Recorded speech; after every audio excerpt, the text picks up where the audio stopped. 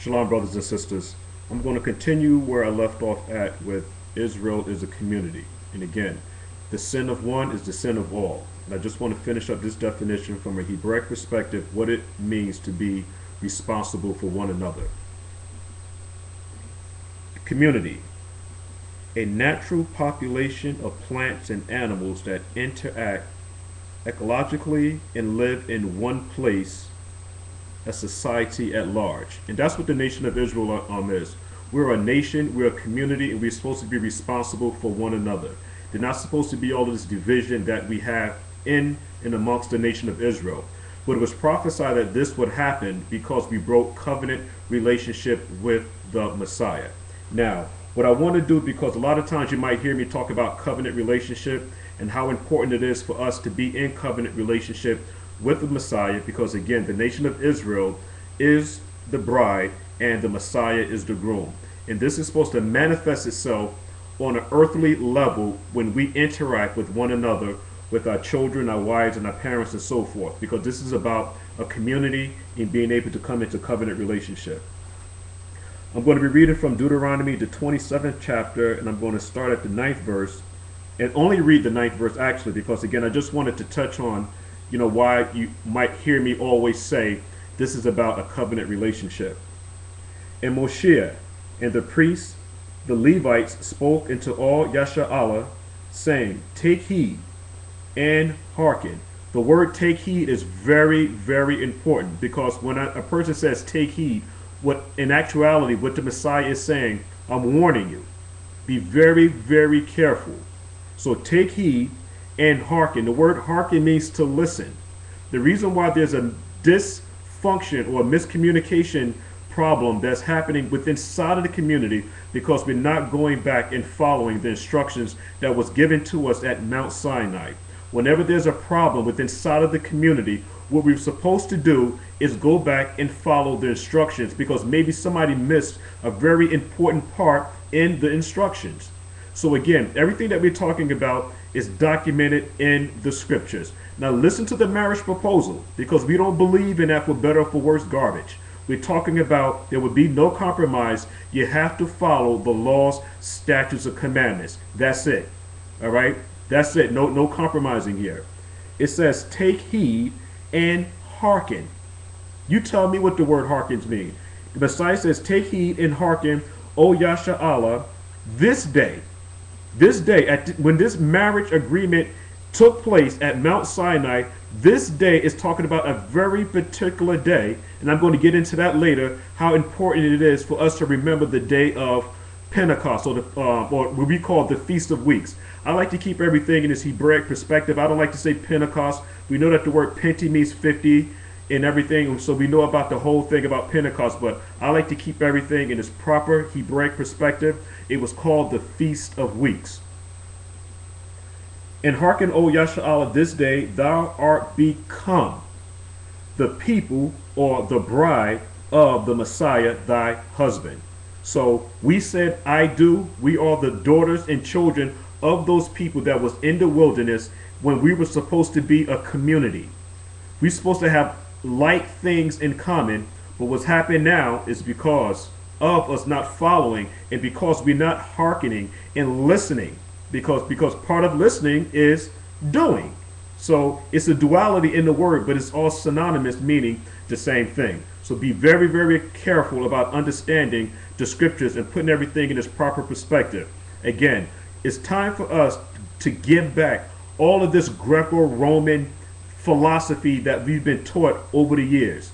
Give it all back and come back into the true nationality to who you are, which is that you're the Hebrew Israelites that make up the 12 tribes of Israel. And again, I just wanted to touch on that and bring out some more scriptures in explaining that we were supposed to be a community.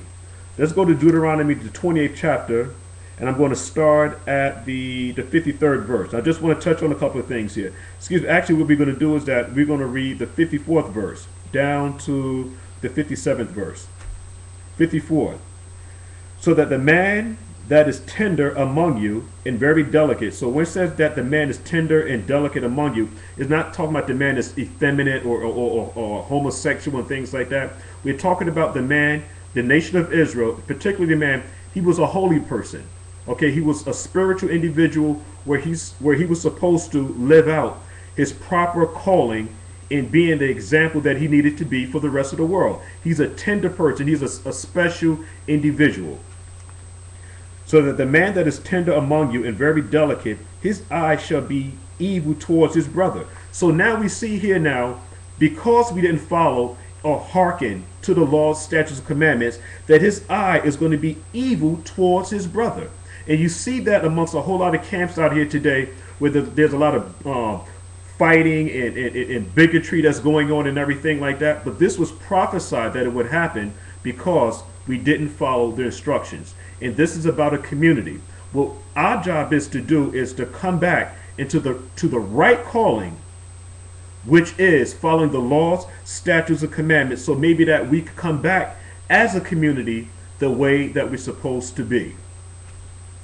And very delicate, his eye shall be evil towards his brother and toward the wife of his bosom. So we see now that there's a disconnect between the man and the woman. There's a disconnect between the Messiah and his bride, the nation of Israel. It's all documented here in the scripture, and that's very, very important. I'm going to read it again.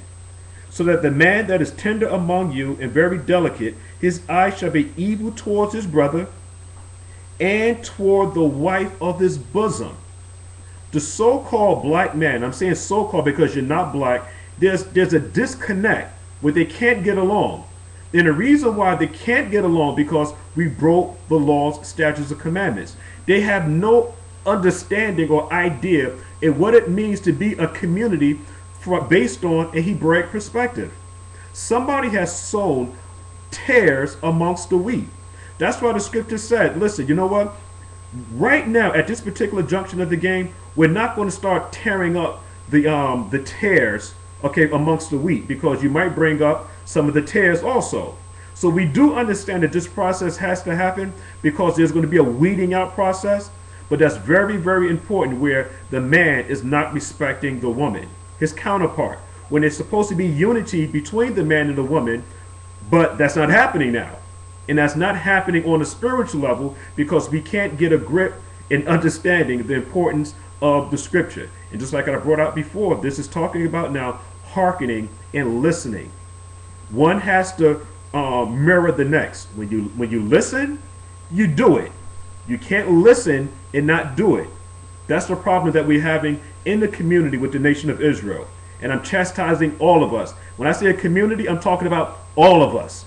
All 12 tribes. Because the sin of one is the sin of all. That's my gospel. So that the man that is tender among you and very delicate, his eye shall be evil towards his brother and toward the wife of his bosom and towards the remnant of his children which he shall leave. So we even see now that the man has a problem with his woman. He has a problem with taking care of his responsibility with his children. And that's very, very important that we as men stand up and be the leaders that we need to be, because the scriptures tell us that we are a special people. And that you need to take care of your responsibilities with your wife. You need to take care of your responsibilities with your children. If you make these children, it's your responsibility to take care of them. It's not the responsibility of the other nations to take care of your children. That's very important that we understand that, because that now reflects the whole nation of Israel if you're not taking care of your children. That's very, very important. You must take care of your children and you must take care of your wife or your wives. This is about a community. This is about coming back into covenant relationship with the Messiah. All of this so-called white man stuff, it gets to be a little too redundant. Because again, the reason why the Messiah used these other nations to chastise us is because you broke the law, statutes, and commandments. You have to man up and take care of your responsibilities. If your women are having children, it's very important that you take care of the children, because you're not supposed to make whores out of the daughters of Israel. It's your responsibility first. The Messiah made a covenant with the man first. It's your responsibility. And you're not supposed to compromise with your wives. You're not supposed to compromise with your children. This is about reasoning. There's nothing wrong with reasoning, but there's a big definition separating the breakdowns of communicating or in reasoning with your spouses and your children. Now let's go a little bit deeper with this. The 55th verse. So that he shall not give to any of them of the flesh of his children whom he shall eat. So it's prophesying now that if you didn't follow the law, statutes, commandments, that you're going into exile. And what's going to happen during the exile is that you're going to eat your own children. Because he have nothing left him in the siege, and in the straitness wherewith thine enemies shall distress thee in all thy gates. Now listen to this now. The tender and delicate woman among you, which would not adventure to set the sole of her foot upon the ground, for delicateness and tenderness, her eye should be evil towards her husband. So we see now there's a big disconnect on all scopes of the board here. The man doesn't get along with the woman doesn't get along with the man. There's a disconnect in the community. We have to reunite and understand that this is about a community and that we broke the laws, statutes, and commandments, and we need to understand this is about culture and coming back into covenant relationship. Let me read it again. For her eyes shall be evil towards her husband of her bosom. So what's going to happen now is that she will go out and seek love amongst somebody else and try to form a community or a unit with somebody from another nation. When the Messiah chose the nation of Israel, okay, to be that special people, but now we get involved with other gods, which is adultery, and the man gets involved with other gods or take on other wives, which is breaking the laws, statutes, and commandments. This is about a community. It's very important that we understand that. And the eye should be evil towards between the husband of her bosom and towards the son and towards her daughter. What does that mean? Is that we hear all the time, well, women are aborting their children, they flush their babies down the toilets, it's just got to the point where it's just ridiculous. Because there's no love between the man and the woman. She don't love her children. Everything is about self-gratification. Basically, that's what I'm saying. Nobody wants to come back into covenant relationship. It's all about me. Me, me, me, me, me, me, me. And that was the downfall of the nation of Israel when we refused to work together as a unit. This is about community responsibility. The sin of one is the sin of all. I'm going to keep saying that. Now let's go back to into the topic here, because again we're talking about community responsibility. Let's go to John 11, because who's going to take on this ultimate responsibility for the sins of the community? And we're going to show you beyond a shadow of a doubt that it was the Messiah. John 11, I'm going to read 49 to 52. And one of them named Caiaphas, being the high priest that same year, said unto them, so he's saying to the other priests there, you know nothing at all, nor consider that it is expedient for us that one man should die for the people. When it says die for the people, die for the community. That's very, very important. The Messiah's role was to die for the community. And that community was the nation of Israel. That's what we call community responsibility. That's what Caiaphas was talking about. That it is expedient for one man to die for the people. That people is concerning and pertaining to the nation of Israel. The nation of Israel. This is about community responsibility. Nobody wants to be responsible. Everybody wants to point the finger and say, oh, it was you who did it. It was you who did it. It was you, you, you, you. No, it doesn't work like that. This is about us coming back again. Covenant relationship. We should know by now, what does it mean to be in covenant relationship? This is our job, to show forth the praises and the glory of the Messiah in the world. And the Messiah came to take on the sins of the adulterous woman. This is talking about covenant relationship, and the community as a whole is one people. With that, I'm going to have to stop and continue on. Brothers and sisters, shalom.